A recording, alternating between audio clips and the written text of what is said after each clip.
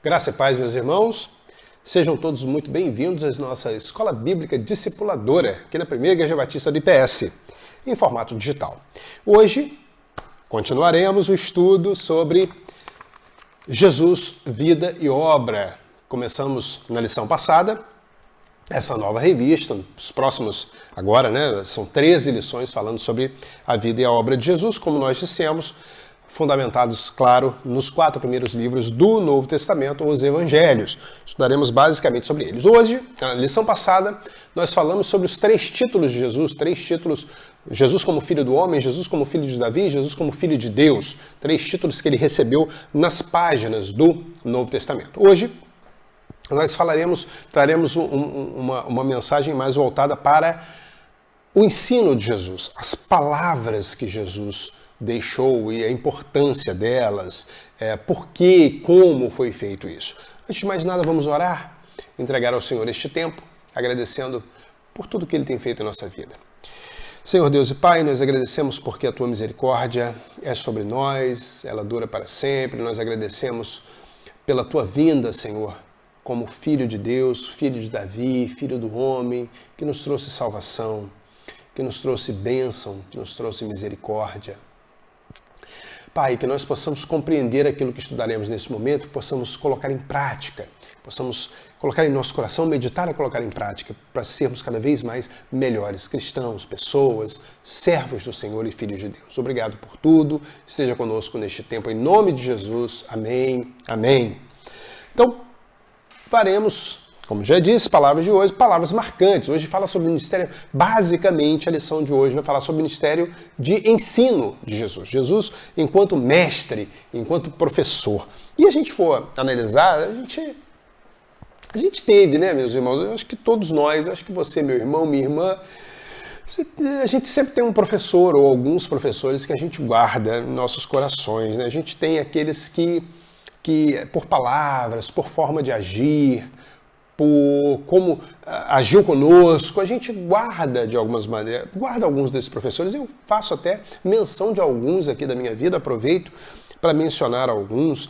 Eu tive grandes professores, vou citar apenas alguns. Você tem o professor Oséias Rocha, excelente professor Eduardo Cordeiro, professora Regina Pinheiro, infelizmente já falecida, professor Paulo Antônio Skeff, professora Edna Maria Manhães, foi minha professora no ensino fundamental, professor Pedro, realmente eu não me lembro o sobrenome do professor Pedro. O professor Pedro foi professor de educação física durante alguns anos, quando eu fazia escola técnica.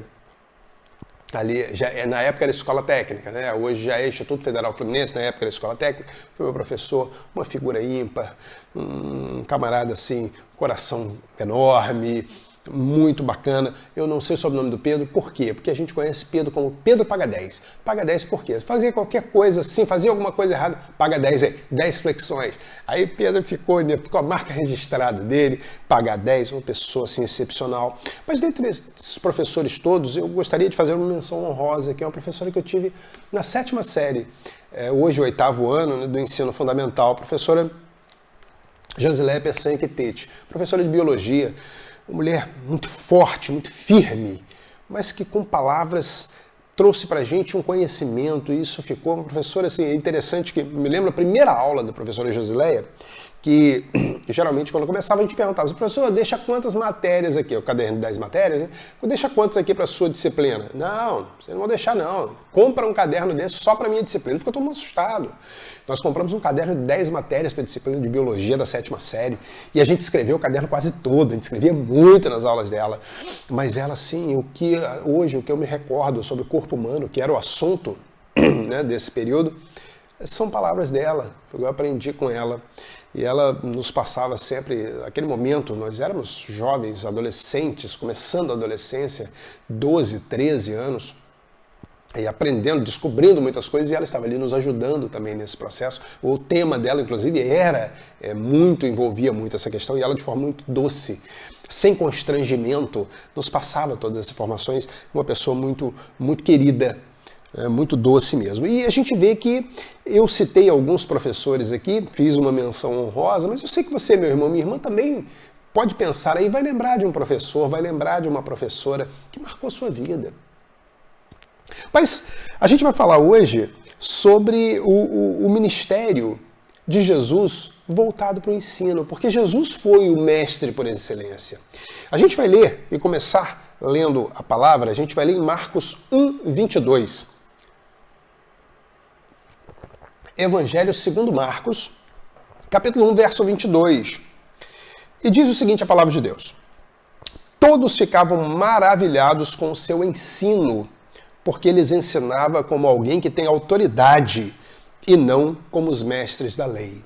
Então isso mostra que Jesus era mestre por excelência. Jesus ele tinha essa característica do ensino. Jesus era mestre, ele pegou essa postura e ele tinha um ensino forte para passar e ele usava isso.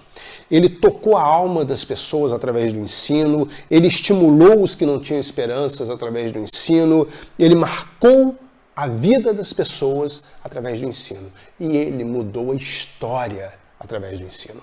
Nós podemos dizer isso sem sombra de dúvida. A mensagem que Jesus traz, com o grau de alcance que ela teve, foi responsável por mudar a história. Jesus mudou a história por meio das suas palavras. A gente vê que isso foi predito, foi previsto, foi profeticamente visto que Jesus agiria desse jeito. A gente vê, por exemplo, lá em Isaías 61, de 1 a 3, olha o que Isaías diz. O Espírito do soberano Senhor está sobre mim, porque o Senhor ungiu-me para levar boas notícias aos pobres. Enviou-me para cuidar dos que estão com o coração quebrantado, anunciar liberdade aos cativos e libertação das trevas aos prisioneiros, para proclamar o ano da bondade do Senhor e o dia da vingança do nosso Deus, para consolar todos os que andam tristes e dar a todos os que choram em Sião uma bela coroa em vez de cinzas, o óleo da alegria em vez de pranto, um manto de louvor em vez de espírito deprimido, e eles serão chamados carvalhos de justiça, plantio do Senhor para a manifestação da sua glória. Isaías está falando isso. Está registrado, como disse, Isaías 61, versos de 1 a 3. Só que Isaías começa falando, o Espírito do Senhor está sobre mim. Será que Isaías está falando dele? Alguns conseguem pegar aqui que Isaías está falando dele, que ele está trazendo uma renovação para o povo, essa coisa toda. Outros conseguem ver que Isaías está falando da nação de Israel. A nação de Israel se incorpora aqui, ou em muitos outros conseguem, em muitos outros textos de Isaías tem pessoas que conseguem ver a nação de Israel, o servo sofredor, aquela coisa toda, como sendo a nação de Israel. Só que a gente consegue, através de um texto do Novo Testamento, perceber sobre quem exatamente Isaías estava falando. Isaías, muitos creem que ele estava falando sobre o Messias, sim, mas quem é o Messias? Aí a gente percebe num texto do Novo Testamento sobre quem Isaías estava falando. E a gente encontra lá em Lucas 4, entre os versos 16 e 21. Olha o que está escrito, meus irmãos, o que Lucas narra nesse trecho. Ele foi a Nazaré, onde havia sido criado, e no dia de sábado entrou na sinagoga, como era seu costume. Bom, e aí vamos abrir um parêntese aqui, já para a gente perceber uma coisa. Meu irmão, minha irmã, aqui é claro dizendo que Jesus ia à sinagoga aos sábados. Era costume dele ir às sinagogas. Nós vemos que hoje está crescendo o movimento dos chamados desigrejados, aqueles que se colocam como servos do Senhor, aqueles que se colocam como evangélicos, mas que não frequentam igreja nenhuma. São servos de Jesus, mas não frequentam igreja. Por quê? Essas pessoas se defendem dizendo que, primeiro, o corpo de Cristo é imaterial, ele apesar de corpo, mas ele é intangível. E não é fazer parte de uma igreja local que vai nos colocar no corpo de Cristo. Esse corpo chamado místico, né? Místico não no sentido de esotérico, mas no sentido de ser um mistério. É daí que vem esse termo místico referente ao corpo de Cristo. A gente sempre faz associação de místico com esotérico, mas aqui é de mistério mesmo. Mas a gente vê que, e alguns chegam a dizer que não vão à igreja porque a igreja não está falando mais o que tem que ser dito, a igreja não fala mais sobre Jesus, só prega o que quer. Meus irmãos, pode ter certeza que Jesus, quando no tempo dele, os líderes religiosos falavam o que queriam, deturpavam, faziam o que quiser, faziam muita besteira. A expressão é essa, faziam muita besteira. mas mesmo assim Jesus estava na sinagoga todo sábado, é o que está escrito. No Evangelho de Lucas, capítulo 4, a partir do verso 16, ele entrou na sinagoga como era seu costume. Mas aí Lucas continua, fica aqui o parêntese. Você tem que frequentar a igreja, se você não está frequentando, se você está frequentando, esquece. Não é para você essa mensagem, tá? Mas se você não está frequentando a igreja, por qualquer motivo que seja, haja como Jesus. Esteja na igreja, esteja no corpo, porque isso também é importante. Voltando para cá, continuando o texto que estávamos lendo, e levantou-se para ler. Então ele estava na sinagoga, como era de costume, e levantou-se para ler. Foi-lhe entregue o livro do profeta Isaías. Entregaram o livro de Isaías. Opa, a gente acabou de ler Isaías aqui agora. Foi entregue o livro do profeta Isaías. Ele abriu e encontrou o lugar onde está escrito. Olha o que Jesus leu na sinagoga. O Espírito do Senhor está sobre mim, porque ele me ungiu para pregar boas novas aos pobres, ele me enviou para proclamar liberdade aos presos e recuperação da vista aos cegos, para libertar os oprimidos e proclamar o ano da graça do Senhor. Exatamente o que a gente leu em Isaías. Jesus leu isso, mas olha o que ele diz. Então ele fechou o livro, devolveu ao assistente e assentou-se. Na sinagoga, todos tinham os olhos fitos nele, e ele começou a dizer-lhes: hoje se cumpriu a escritura que vocês acabaram de ouvir. Então, meus irmãos, a gente vê que Isaías não está falando de si, Isaías não está falando de Israel, Isaías não está falando do Messias, que não se sabe quem é. Ele está falando do Messias, sim, e é o próprio Jesus que se coloca aqui na posição de ser essa pessoa que Isaías está predizendo, está profetizando. Então Jesus ele deixa muito claro. E esse trecho, meus irmãos, ele traz uma questão muito forte com relação ao ensino, com relação a palavras. Olha o que Isaías está dizendo, e Jesus, claro que ele está falando sobre Jesus, o Espírito do Senhor está sobre mim, porque o Senhor ungiu-me para levar boas novas aos pobres. Opa, levar boas novas, ensino, palavra. Enviou-me para cuidar dos que estão com o coração quebrantado. A gente vai ver que mais à frente também ele vai falar consolar, palavras. Anunciar liberdade aos cativos e libertação das trevas aos prisioneiros. Anunciar, palavras. Proclamar o ano da bondade do Senhor e o dia da vingança do nosso Deus. Proclamar, palavras. Para consolar todos os que andam tristes. Consolar por meio de palavras. Aí ele entra dizendo, e dá a todos os que choram em Sião, mas vem falando basicamente sobre o ministério de ensino de Jesus, o ministério da palavra de Jesus. Olha o que a palavra de Jesus vai trazer, olha o que a palavra de Jesus vai fazer com as pessoas. Isaías está dizendo isso, que essa palavra ela é uma palavra transformadora. O ensino de Jesus é um ensino que vai trazer renovo, vai trazer misericórdia, vai trazer paz, vai trazer justiça, conforto. É isso que ele está falando. Olha que coisa tremenda. E Jesus está dizendo, sou eu mesmo, tá? Sou eu. Esse aí sou eu. Mas por que essa palavra de Jesus, que esse ensino de Jesus, ele consegue reunir tudo isso? Por que ele é diferente de todos os outros mestres? Nós sabemos que a humanidade já produziu muitos mestres, meus irmãos. Nós temos muitos mestres na humanidade que já apareceram.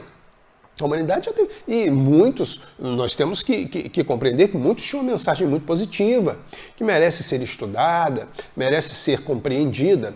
Mas por que a palavra de Jesus ela é tão perfeita? Por que ela é diferente de todos esses mestres? Por que ela é diferente de todas as outras mensagens, de todos os outros ensinos?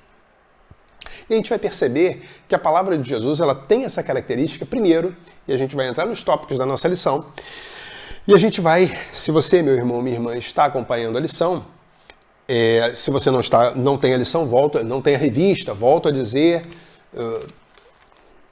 a revista é essa, Palavra e Vida, Jesus, Vida e Obra. Entra lá no Google, revista Palavra e Vida, Convenção Batista Fluminense, que você vai chegar no site e vai poder baixar sua revista em formato digital. Então, se você está acompanhando pela revista, nós vamos concentrar no único ponto os tópicos 1 e 2. Por que há essa perfeição nos ensinos de Jesus? Porque as palavras de Jesus e o ensino dele tinha poder e autoridade. Tinha essas duas coisas, tinha poder e tinha autoridade. Nós vimos isso em Marcos 1:22, foi o primeiro texto que a gente leu. que está dizendo, todos ficavam maravilhados com seu ensino, porque eles ensinavam como alguém que tem autoridade e não como os mestres da lei. Então ele tinha autoridade e poder nas palavras. Quando Jesus falava, meus irmãos, quase ninguém ficava indiferente. Até mesmo os que não criam, dependendo de como estivesse o coração, não ficava indiferente. A gente vai ver que existe uma coisa que mexe nessa indiferença aí. Mas, em geral, as palavras de Jesus, elas não passavam por ninguém, assim, sem deixar alguma coisa. A gente vê, por exemplo, lá em João 7, a gente tem um exemplo muito claro disso. Em João 7, 32, em João 7, Jesus está falando, está discursando e tal. No verso 32, diz o seguinte: os fariseus ouviram a multidão falando essas coisas a respeito dele. Que coisas? Falando que ele era o Messias, que ele era o Filho de Deus. A multidão estava, que ele era o profeta, a multidão estava falando sobre isso. Então os fariseus ouviram isso e o que eles fizeram? Ainda no verso 32. Então os chefes dos sacerdotes e os fariseus enviaram guardas do templo para o prenderem. Opa! Quando os fariseus, então, os sacerdotes, eles ouviram tudo isso, eles falaram assim, opa, tem que prender ele. Tem que prender e tal. A gente vê que não tem essa... ele está se colocando numa posição que ele não tem que estar, isso aí é blasfêmia, isso aí, pá... O medo deles era perder o status quo, era perder o poder que eles tinham. A gente sabe disso. Mas, então eles mandaram prender. Foi o que está aqui. Nós vamos saltar, ainda nesse capítulo 7, a gente vai lá para os versos 45 e 46. Do verso 32, aí o que acontece? Esses guardas chegam lá e encontram Jesus falando. João continua falando sobre o discurso de Jesus. Jesus falando. No verso 45 e 46, olha o que está escrito. Finalmente, os guardas do templo voltaram aos chefes dos sacerdotes e aos fariseus, os quais lhes perguntaram, por que vocês não trouxeram? E aí os guardas responderam, ninguém jamais falou da maneira como esse homem fala. Meus irmãos, aqueles guardas ali não criam nele não, não acreditavam nele não. Eles eram os guardas do templo, os guardas do sacerdote, estavam ao mandado do sacerdote e dos fariseus. Eles não criam em Jesus, não. Mas independente de crer, a mensagem ficou. A mensagem impactou, a ponto daqueles homens dizerem, nós nunca ouvimos, ninguém jamais falou da maneira como esse homem fala. Olha o ponto que chegou, aqueles homens sendo tocados pelas palavras de Jesus. Só que aí o texto continua e a gente vê por que quase ninguém ficava indiferente. Tinha gente que ficava. E vamos ver aqui, continuando aí no João 7, a partir do verso 47, do 47 ao 49. Depois que eles dizem, os guardas declaram que ninguém fala como esse homem, os fariseus dizem, será que vocês também foram enganados? Perguntaram os fariseus. Por acaso alguém das autoridades ou dos fariseus creu nele? Não, mas essa ralé que nada entende da lei é maldita. Opa! Então, a gente vê que tem uma coisa que torna as palavras, que faz a pessoa ser indiferente às palavras de Jesus. Se chama orgulho. O orgulho faz com que as pessoas sejam indiferentes às palavras de Jesus. Aqueles guardas não estavam com orgulho, mas os fariseus e os sacerdotes estavam. Eles estavam com orgulho, eles tinham sede de poder, eles queriam poder, e por isso eles disseram, não, nenhum de nós. Só que eles estavam enganados nisso, né? Eles estavam enganados, que a gente vai ver isso. Mas a vaidade e o orgulho fizeram com que aqueles homens, e muitos, nós vemos que ao longo dos evangelhos, muitos dos discursos de Jesus, muitos, estavam presentes escribas, fariseus, sacerdotes, mestres da lei, eram grupos que estavam ali. A gente vê que esses grupos, eles têm, são grupos diferentes. Às vezes a gente confunde sacerdote com fariseu, com escriba, mas são grupos diferentes e a gente, num determinado momento, a gente vai até esclarecer melhor isso, quem seriam esses grupos, fariseus, saduceus, escribas, mestres da lei, doutores da lei, como sacerdotes, o sumo sacerdote, mas a gente vê que esses grupos eles estavam querendo o poder, propriamente dito, e isso fazia com que eles fossem diferentes das palavras de Jesus. Só que no final do que a gente leu, eles falam, por acaso alguém das autoridades ou dos fariseus creu nele? Não. Mentira. Tinha um que tinha lido. Tinha um que tinha crido.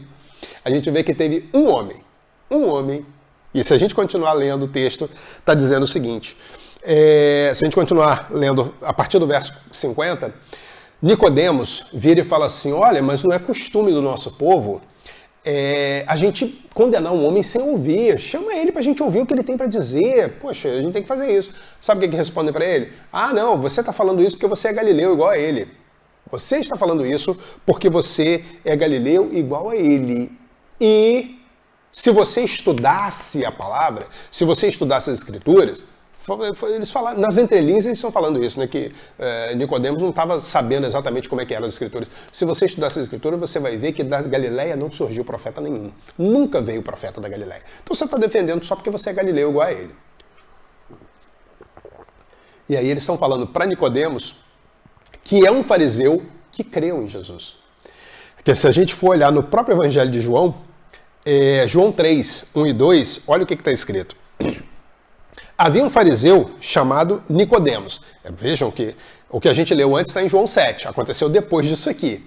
Né? Tanto é que no final Jesus, João quando está narrando, quando ele fala, antes deles falarem, você é galileu, ele fala assim, Nicodemos, um que tinha se encontrado com Jesus, então Jesus já tinha se encontrado com Nicodemos quando eles tiveram esse diálogo. Mas aí João 3, 1 e 2, o que o Evangelho diz?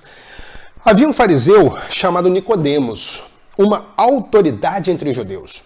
Ele veio a Jesus à noite e disse, mestre, sabemos que ensinas da parte de Deus, pois ninguém pode realizar os sinais miraculosos que estás fazendo se Deus não estiver com ele. Ou seja, Nicodemos creu. Ele não queria dizer para ninguém que ele creu, porque ele, sendo fariseu, ia pegar mal para ele, ele ficou preocupado, ele teve medo, a gente sabe disso. A gente sabe disso. Mas que ele creu. Tanto é que ele diz, mestre, sabemos que ensinas da parte de Deus. Então nós sabemos que ensinas da parte de Deus. Porque os sinais que o Senhor faz, ninguém pode fazer se não for de Deus. Olha que coisa tremenda. E aí lá na frente Nicodemos fala e eles dizem, olha, você está falando é porque você é galileu e tal. Só que tem uma coisa, meus irmãos, olha que coisa tremenda.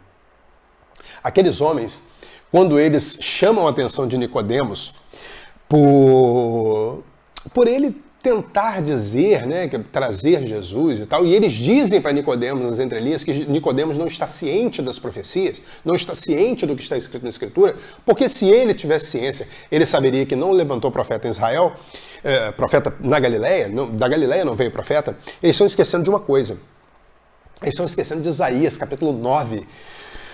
Isaías, capítulo 9, diz uma coisa muito interessante. Olha o que está escrito em Isaías 9, 1 e 2. Contudo, não haverá mais escuridão para os que estavam aflitos. No passado, ele humilhou a terra de Zebulon e de Naftali, mas no futuro honrará a Galileia dos gentios, o caminho do mar, junto ao Jordão. O povo que caminhava em trevas viu uma grande luz, sobre os que viviam na terra da sombra da morte, raiou uma luz. E Isaías continua ainda nesse capítulo 9, a partir do verso 6, ele diz o seguinte: porque um menino nos nasceu, um filho nos foi dado, e o governo está sobre seus ombros. E ele será chamado Maravilhoso Conselheiro, Deus Forte, Pai Eterno, Príncipe da Paz. Ele estenderá o seu domínio e haverá paz sem fim sobre o trono de Davi e sobre o seu reino, estabelecido e mantido com justiça e retidão, desde agora e para sempre. O zelo do Senhor dos Exércitos fará isso. Meus irmãos, olha só que coisa, que hipocrisia daqueles homens. Eles disseram para Nicodemos, você tem que estudar mais a Escritura, porque você vai ver que se você estudar, não levantou profeta da Galileia e você está querendo ouvir o que ele diz. Só que eles esqueceram que Isaías diz que da Galileia viria o maior profeta de Israel, o Cristo. O Cristo viria da Galileia. O Cristo seria o profeta da Galileia. É isso que estava escrito, e eles, se dizendo grandes conhecedores das Escrituras, não conseguiram ver. Que da Galileia que viria aquele que apacentaria os meus rebanhos. Olha só, meus irmãos, como a cegueira desses homens não deixava com que eles vissem o que eles diziam que sabiam tanto, mas eles não conseguiam ver a verdade dentro daquilo que eles sabiam. Eles poderiam ser grandes conhecedores da palavra, mas da letra fria da lei. Eles não conheciam o que a palavra estava dizendo para eles. Hoje tem muita gente que está do mesmo jeito, meus irmãos. Muita gente que está vivendo do mesmo jeito. Conhece a palavra, conhece ali a lei, conhece o texto frio da Bíblia, mas não sabe o que a Bíblia está dizendo efetivamente para o nosso coração no dia de hoje. E a gente tem que pedir a Deus. Esse ensino de Jesus, ele tem que fazer morada no nosso coração, não como letra fria da lei, mas mostrando para nós que a nossa vida tem que ser de acordo com a vida de Jesus. Tem que ser uma vida baseada em misericórdia, em amor, em retidão, tudo isso. É isso que nós temos que ver.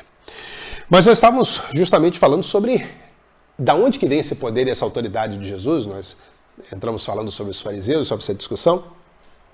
Mas nós vemos que por que todo esse poder e essa autoridade? Aí a gente vai encontrar a resposta em alguns textos bíblicos.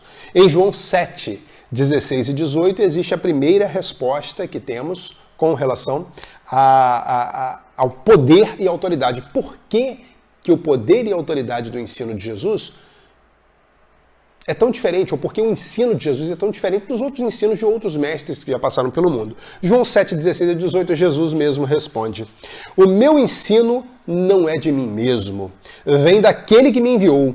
Se alguém decidir fazer a vontade de Deus, descobrirá se o meu ensino vem de Deus ou se falo por mim mesmo. Aquele que fala por si mesmo busca a sua própria glória, mas aquele que busca a glória de quem o enviou, este é verdadeiro. Não há nada de falso a seu respeito. Opa! Então a gente vê que nesse primeiro texto, João 7,16, Jesus está dizendo de onde vem o ensino dele. Bom, o ensino dele não é dele, mas é daquele que o enviou. Ou Jesus está dizendo aqui exatamente o quê? O que eu estou ensinando eu não inventei. O que eu estou ensinando vem direto de Deus. Vem dele. Vem daquele que me enviou. Por quê? Porque eu não estou buscando a minha glória, eu estou levando a glória para ele. Essa que é a grande força, e é nisso que está baseada a autoridade do ensino de Jesus. Mas a gente continua, tem outro texto que fala, João 12, 49. Pois não falei por mim mesmo, mas o Pai que me enviou me ordenou o que dizer e o que falar. Então Jesus, ele dizia aquilo que Deus enviou, da forma que Deus enviou, como Deus enviou fazer, né? Como Deus falou, como que Deus disse que ele tinha que ensinar, o que Deus disse que ele tinha que ensinar, ele falou exatamente o que Deus queria. Então Jesus, ele deixa claro isso, e é baseado nisso que a gente percebe e a gente consegue compreender qual a força, por que tanta força nesse ensino? Por que esse ensino foi capaz de transformar vidas, transformar corações e transformar o próprio mundo? O ensino de Jesus vinha direto do Pai. Vinha direto do Pai. Mas isso acaba... O que isso acontece? Diretamente, o fato do ensino de Jesus vir direto do Pai tem consequências diretas. E uma dessas consequências, a gente percebe que isso faz dele um profeta. Jesus, ele tinha um sacerdócio de mestre e profeta, e esse sacerdócio, esse ministério vinha através do ensino, através das palavras. Ele era mestre, mas ele também era profeta. E isso várias vezes é mostrado na palavra. A gente vê, por exemplo, em Deuteronômio 18:15. Deuteronômio 18:15, o que Moisés fala? O Senhor, o seu Deus, levantará do meio de seus próprios irmãos um profeta como eu. Ouçam-no. Bom, então Moisés está prevendo e predizendo que o Messias seria um profeta. Agora, será que realmente Moisés está falando do Messias? Aqui ele está falando de um outro profeta que surgiria. A gente pode pensar, não, mas vários profetas surgiram.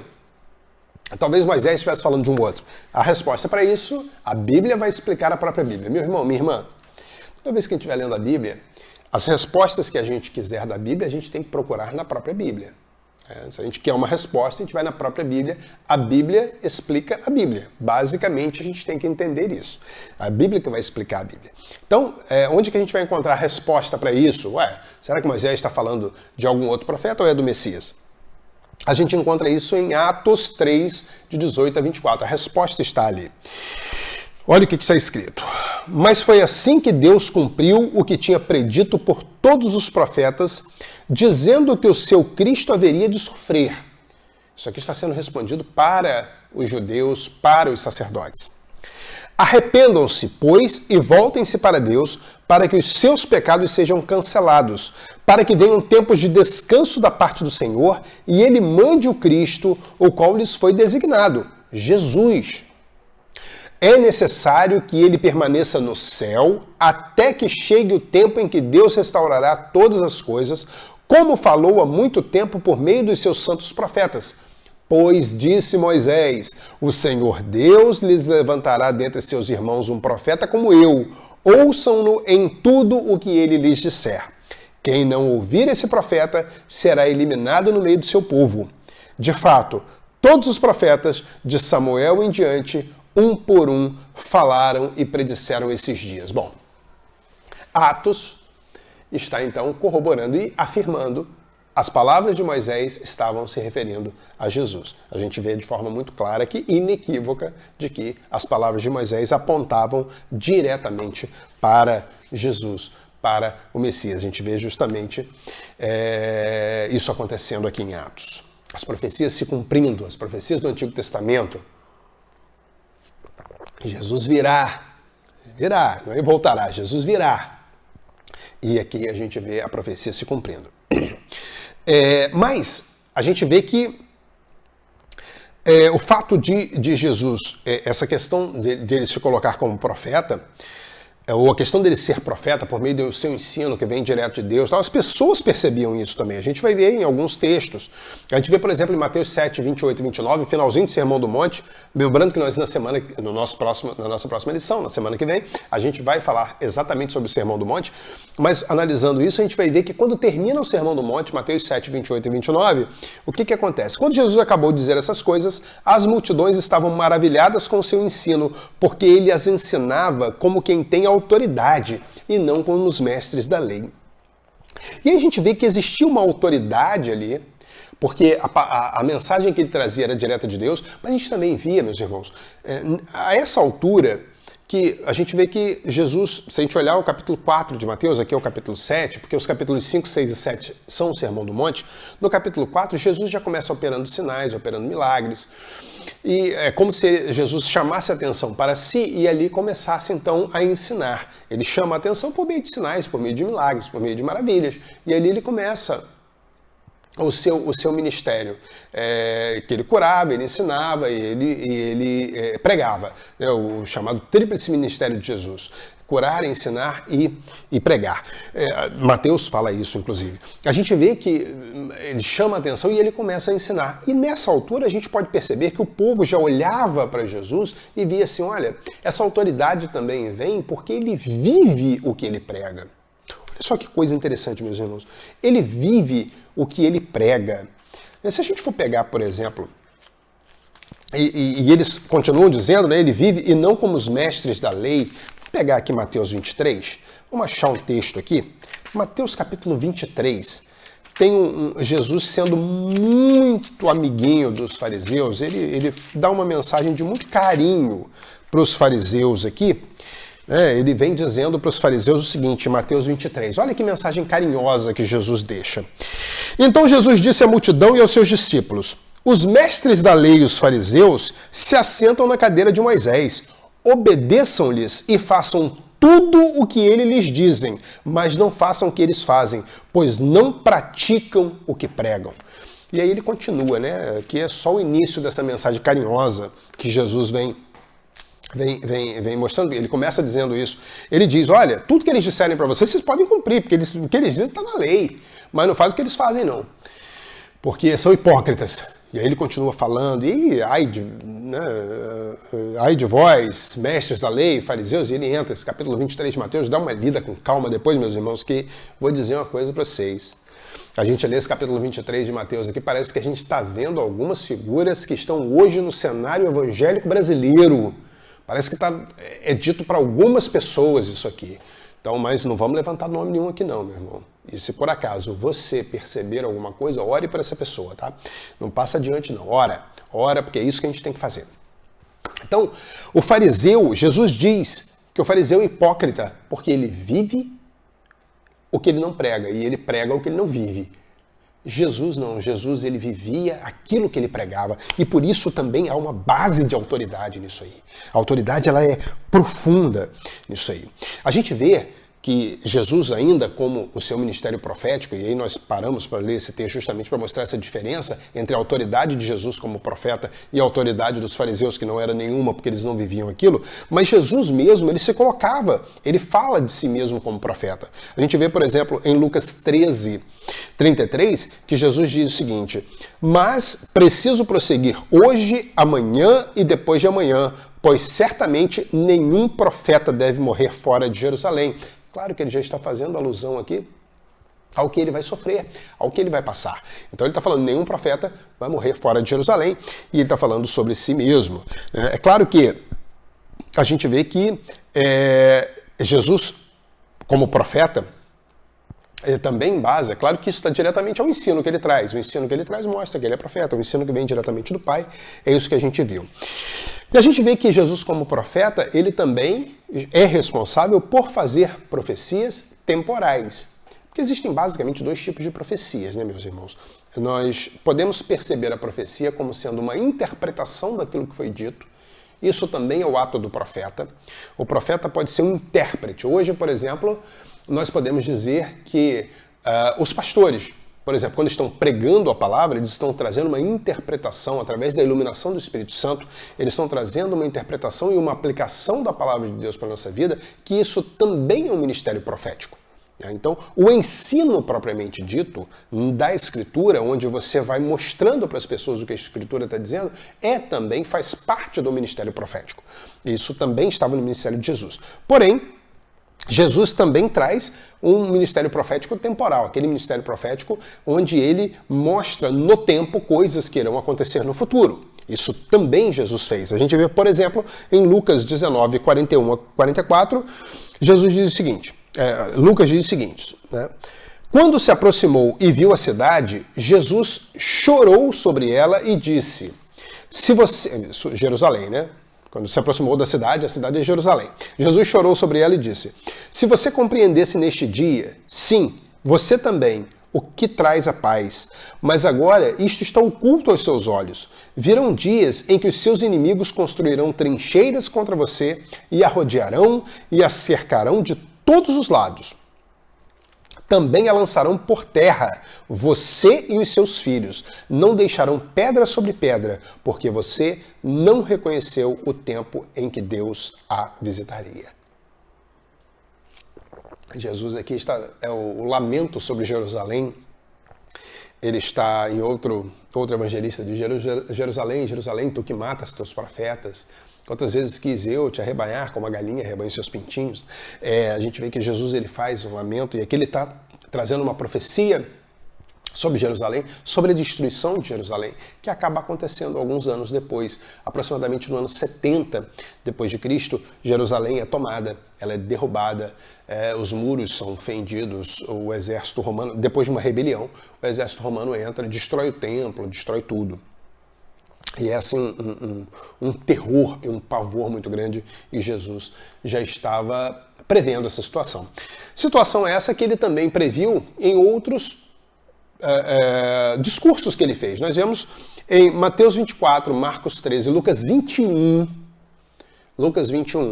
onde Jesus faz, onde é registrado o famoso sermão escatológico. Esses três evangelistas registram o chamado sermão escatológico. É o sermão sobre as últimas coisas. Nós já chegamos a comentar em lições passadas sobre ele. É um sermão onde Jesus responde duas perguntas. Os discípulos olham e falam, mestre, olha essas pedras e tal. E Jesus responde, olha, não ficará pedra sobre pedra, também profecia. E aí os discípulos então perguntam, mestre, quando acontecerão essas coisas e quais serão os sinais da sua vinda? Então são duas perguntas. Quando acontecerão essas coisas, não ficará pedra sobre pedra, aquilo que Jesus falou aqui também em Lucas.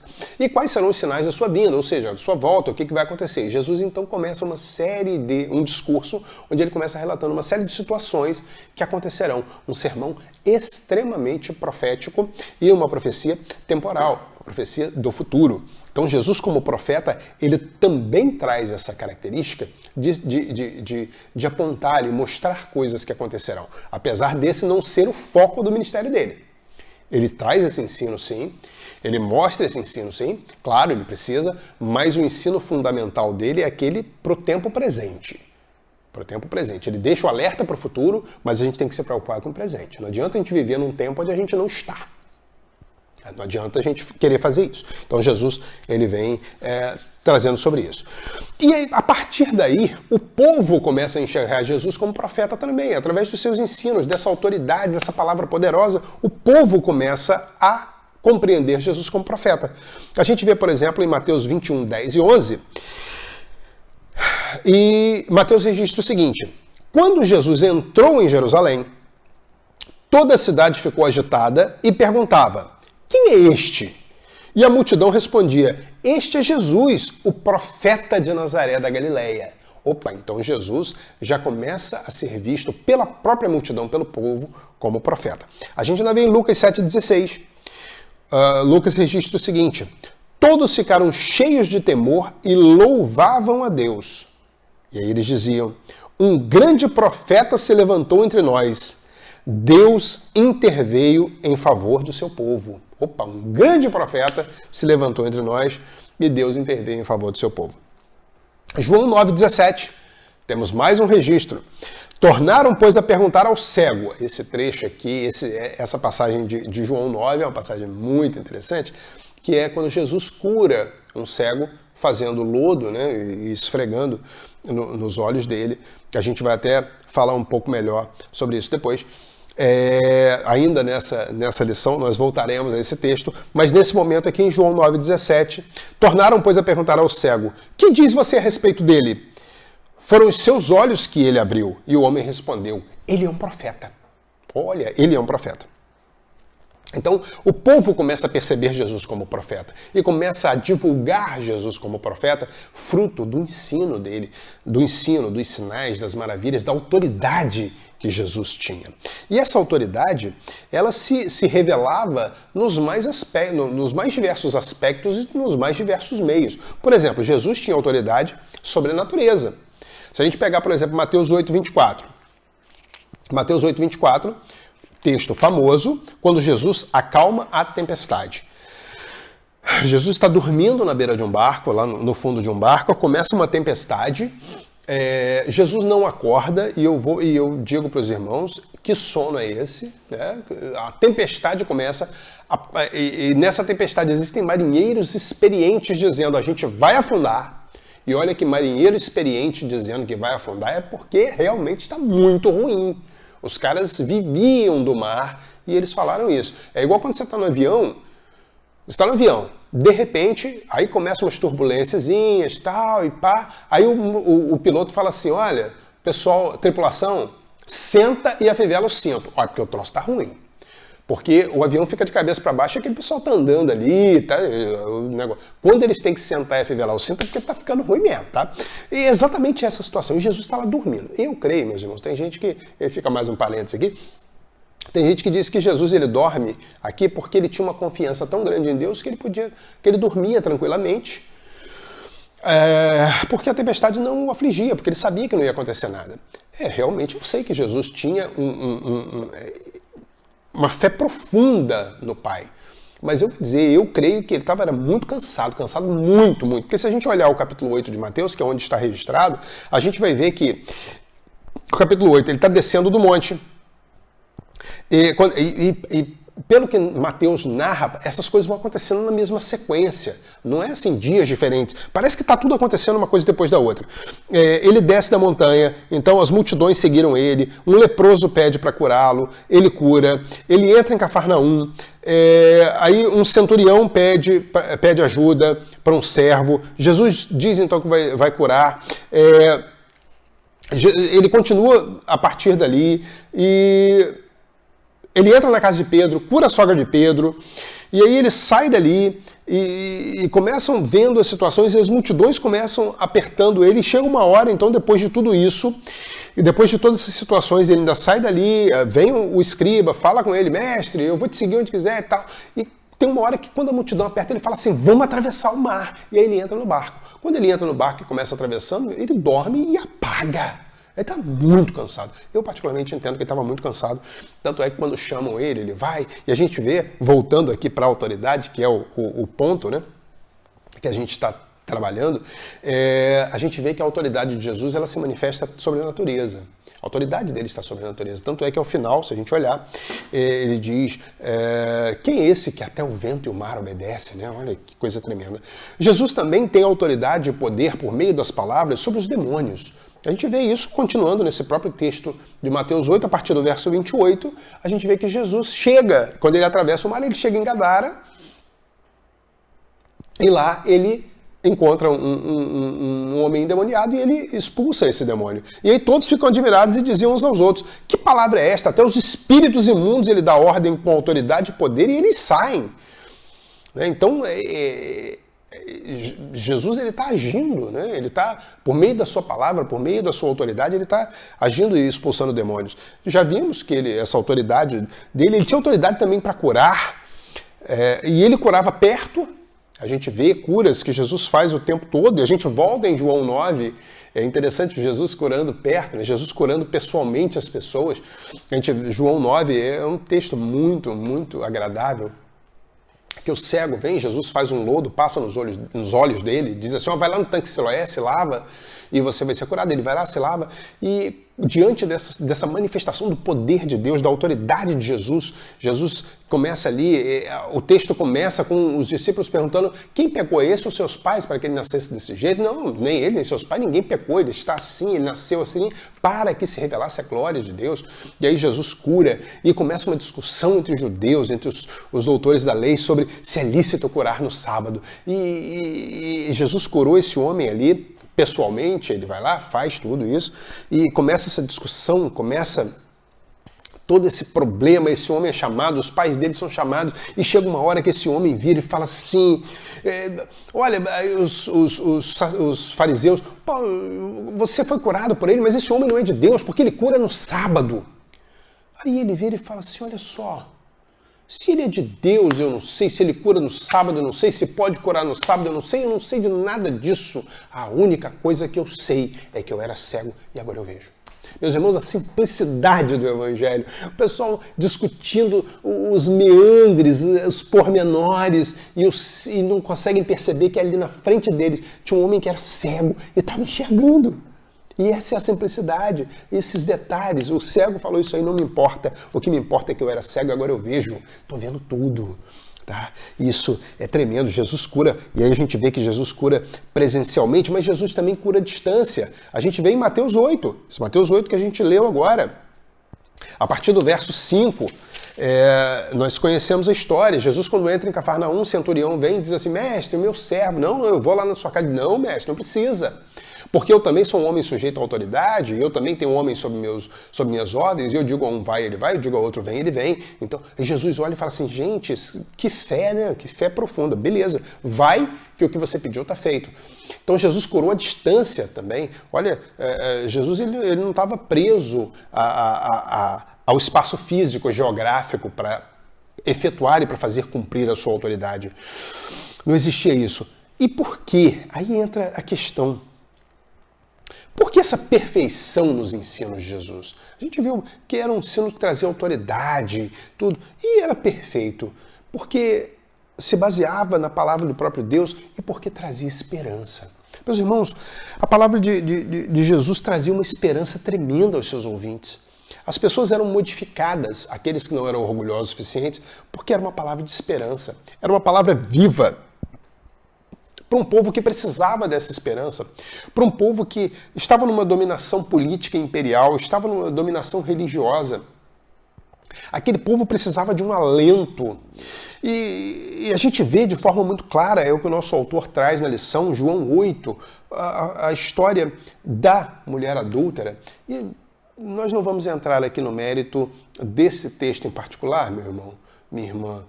Existe muito que se fala sobre esse texto. Nós compreendemos que se está na Bíblia pela glória, misericórdia e poder de Deus, é um texto canônico que está aqui e deve ser respeitado como texto canônico. Quem estiver entendendo, entenda bem o que eu estou dizendo. Nós vamos lê-lo da forma como lemos todo o texto bíblico, a história da mulher adúltera. Se está na Bíblia, entendemos a canonicidade dele, é palavra inspirada e revelada por Deus. Amém? Deus é todo poderoso para fazer do jeito que ele quiser. Então, vemos João 8, o texto da mulher adúltera, onde aquela mulher, Jesus está ensinando. É interessante que João 8 começa dizendo que Jesus está ensinando. Olha que coisa. João 8, vamos abrir aqui. João 8, aqui.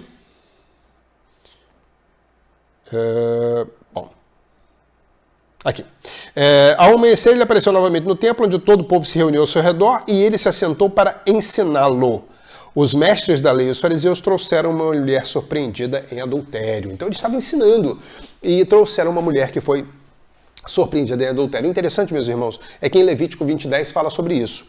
Levítico 20, capítulo 20, verso 10 diz: se um homem cometer adultério com a mulher de outro homem, com a mulher do seu próximo, tanto o adúltero quanto a adúltera terão que ser executados. Agora, dá uma lida, meu irmão, em João 8, vê se o homem estava aqui. Está dizendo que os mestres da lei e os fariseus trouxeram uma mulher surpreendida em adultério. Bom, ninguém é surpreendido em adultério sozinho. Estava ela e estava o homem. Cadê o homem que não foi levado ali? O homem não foi levado, foi só a mulher. E mesmo assim, quando essa mulher é levada diante de Jesus, ela se coloca, Jesus, a gente sabe que Jesus ele não impede o apedrejamento daquela mulher, porque levam a mulher e dizem assim, Moisés manda a gente apedrejar. E o senhor? O que o senhor manda a gente fazer? Testando Jesus, né? O que o senhor manda a gente fazer? Aí Jesus olha, fala nada, né? Aí de repente Jesus fala assim, vamos fazer o seguinte, eu vou organizar o apedrejamento, porque é isso que Jesus faz. O que Jesus faz é organizar o apedrejamento. Em momento nenhum Jesus diz para não apedrejar a mulher. Se você encontrar aqui dizendo que Jesus falou não apedrejem ela, não tem isso, você não vai encontrar, meu irmão. Jesus só organizou. Beleza, então vamos começar o apedrejamento? Vamos embora. Jesus ele agiu mais ou menos assim. Estou fazendo colocando palavras minhas, tá, meus irmãos? Não foi exatamente isso que está na Bíblia. Tá? Vamos organizar. Começa quem não tem pecado. Aquele que não tem pecado pode começar. Começa primeiro, os outros vêm depois. E aí, a mulher foi apedrejada? De jeito nenhum, né? Porque quem não tinha pecado ali? E aí foi saindo um, foi saindo outro, foi saindo um, foi saindo outro. De repente, Jesus, de cabeça baixa, escrevendo no chão, ele olha e fala, mulher, cadê os teus acusadores? Cadê? Eu não sei, não tem mais ninguém. Nem eu te condeno, vá. E não peques mais. E aquela mensagem é dada para aquela mulher, e é uma mensagem de esperança, uma mensagem de misericórdia, é uma mensagem que traz alento ao coração. Mas existe, não podemos esquecer, que é uma mensagem que traz alento, que traz misericórdia, mas também traz um compromisso. Vai, nem eu te condeno, eu estou sendo misericordioso com você. Porque ele ali, naquele grupo, era o único que poderia pegar uma pedra e jogar naquela mulher. Por quê? E a partir daí os outros fariam também, porque aquele que não tem pecado, que atire a primeira pedra, ele era o único que não tinha. E ele poderia fazer isso. Mas ele não fez. E a partir do momento que ele não fez, ele apresentou para a mulher misericórdia, ele apresentou para a mulher esperança. Mas ele também solicitou um compromisso dela. Eu também não te condeno. Vai, mas não peques mais. Um compromisso que ela teria que assumir com ele. Meus irmãos, nós vemos que as palavras de Jesus elas são profundas, elas são palavras marcantes, palavras que transformam corações que estão dispostos a serem transformados por ela, ou por elas, por essas palavras. Nós vamos deixar aqui, encerrando a nossa lição, para pensar e agir. Nosso autor, que nessa lição é o pastor Elierme Mantaia, trouxe para nós essa lição e ele diz o seguinte: Jesus sempre teve as palavras certas para todos os momentos. Sempre surpreendeu os seus ouvintes com ensinamentos profundos, porém de forma simples. Ele tinha autoridade sobre a natureza, sobre as doenças, sobre os demônios, e ele tinha poder. Nunca ninguém havia visto alguém como ele. Como tem sido a minha maneira de falar? As minhas palavras são consonantes com as palavras de Jesus? Quando eu falo do Evangelho, falo com autoridade ou falo verdade com cara de mentira? Nossas palavras precisam ser marcantes, diferenciadas e significativas, assim como foram as de Jesus Cristo, nosso amado Mestre, Salvador e Senhor. Ficam essas palavras para o nosso pensamento, para a nossa reflexão. Vamos orar então, entregando este tempo ao Senhor. Senhor Deus e Pai, nós agradecemos porque o Senhor deixou tão profundas palavras para nós. O Senhor foi o mestre dos mestres, o Senhor foi aquele que trouxe para nós com autoridade tudo aquilo que nós devemos seguir. Que possamos, Pai, ver nas suas palavras um modo de vida, uma forma de seguirmos ao Senhor da maneira mais profunda possível e correta. Esteja conosco neste tempo, continua recebendo nosso louvor, nossa adoração. Obrigado por tudo, Pai, em nome de Jesus. Amém. Nossa próxima lição fala sobre as leis do reino. Vamos falar sobre o Sermão do Monte, a lição de número 3 da nossa coletânea de lições sobre a vida e a obra de Jesus. As leis do reino, próxima lição. Conto com você, meu irmão, conto com você, minha irmã. Um grande abraço e até lá.